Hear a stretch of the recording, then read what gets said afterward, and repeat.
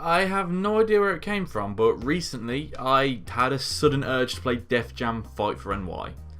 It's over 10 years old, and it's still one of my favourite fighting games in which various rappers fight for control of New York, because, you know, there's a lot of that kind of game. One led by D-Mob, who is inexplicably a good guy in this one after being a villain in the predecessor, Def Jam Vendetta. Then there's Crow, the game's big bad, played by Snoop Dogg.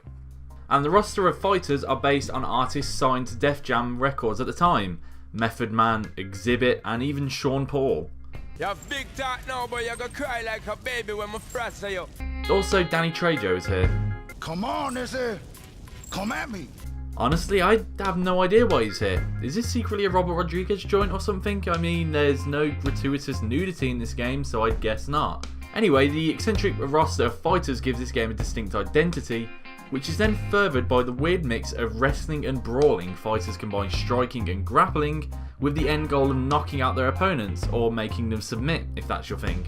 Punches and kicks can be combined to stun foes, while grappling can be used to floor them, and submissions to wear them down. And if that doesn't work, the environment can provide opportunities to inflict pain on your foes. And health bars regenerate constantly, but every time someone takes damage, their maximum health decreases. With their health bar low enough, the health bar turns red and fighters enter a danger state. While it has no effect on their speed or other skills, it means they're at risk of being KO'd should they get caught by a specialty power move or suffer an environmental attack, such as slamming Sean Paul headfirst into a jukebox. And even the crowd can get in on the fight. Sometimes they'll pass you a weapon, or if given the chance they'll smash the weapon over a fighter's head. Or you can use them to double team Sean Paul. And if all else fails, a blazing move is a good way to inflict serious pain and look incredibly absurd while you're at it. Oh no! This is some unsanitized shit! What did we just see there?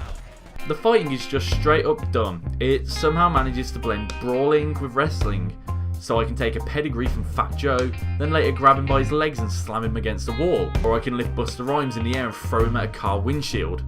This game is stupid. Like, really stupid. Like Snoop Dogg runs a fight club, Carmen Electra could be your girlfriend, and you can throw Sean Paul in front of a train, stupid.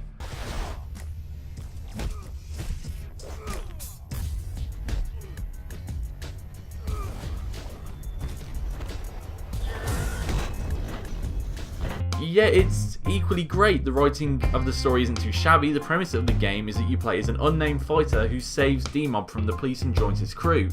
As part of said crew, you go from fight to fight, knocking out members of Crow's crew to take over turf for D-Mob. The unnamed character is very customizable. You can get tattoos, jewellery and new clothing to enhance your charisma stat, improving the build-up of momentum towards reaching the blazing state and unleashing insane power moves.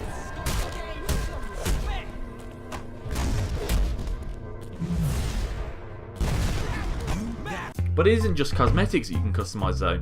When you first create your character, you choose their fighting style. Street fighters rely on their fists to do the talking. Kickboxers, well, they speak with their feet. Wrestlers talk by slamming you into the ground repeatedly. Martial artists speak really fast, often from above, and submission fighters talk really slowly, usually to a specific limb. You can eventually learn other styles, so by the end of my playthrough my character was a wrestler who also knew kickboxing and submission technique. Aside from that, during the course of the story you'll earn XP and you can use that to improve your character stats. Oh yeah, and the dude at the gym who trains you in this stuff is Henry Rollins. Welcome back. The Def Jam fighting games have an interesting backstory. Def Jam Vendetta, Fight for NY and The Takeover were all developed by the AKI Corporation, nowadays known as Sin Sophia.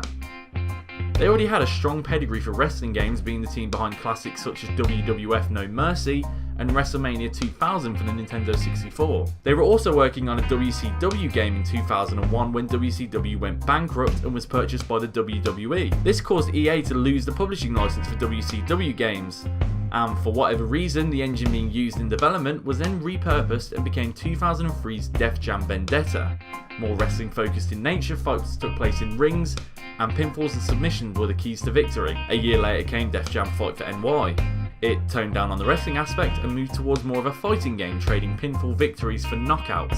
The fighting venues changed as well. Bars, garages, and even junkyards became the battlegrounds for the Def Jam crews to bring the pain. Instead of running the ropes or diving from the top, you could slam your foe into the side of a car, throw them at the windshield of an SUV, or kick their head against a pool table.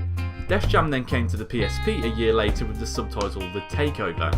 It's largely just a port of Fight for NY that's slightly modified. Firstly, it features a new story set before Def Jam Fight for NY and Vendetta.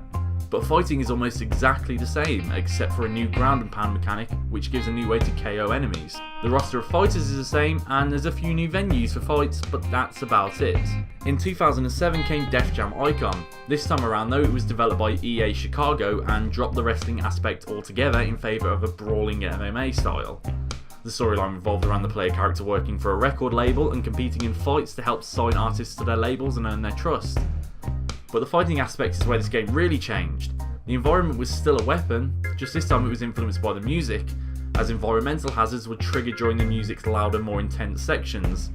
But sadly Icon didn't do very well, and that's the last of the Def Jam fighting games.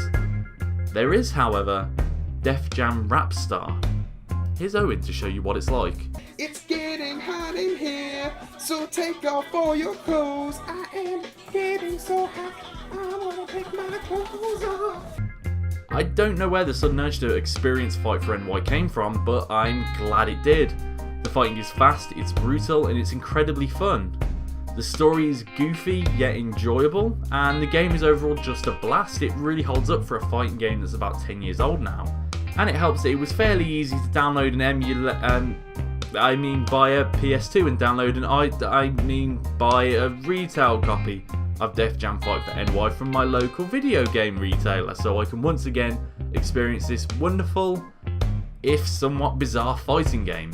And I'd happily buy another game like this. Sure, I doubt nowadays the Def Jam license would feature the same roster, but that isn't why I love this game. I love the fighting, the way I could combine punches and kicks, and then just suddenly powerbomb a guy. It's really dumb. There's no other way to put it. This game is just dumb, yet great. And it's a remake I would be overwhelmingly happy about. I mean, seriously, fuck Skate 4, give me a Fight for NY 2.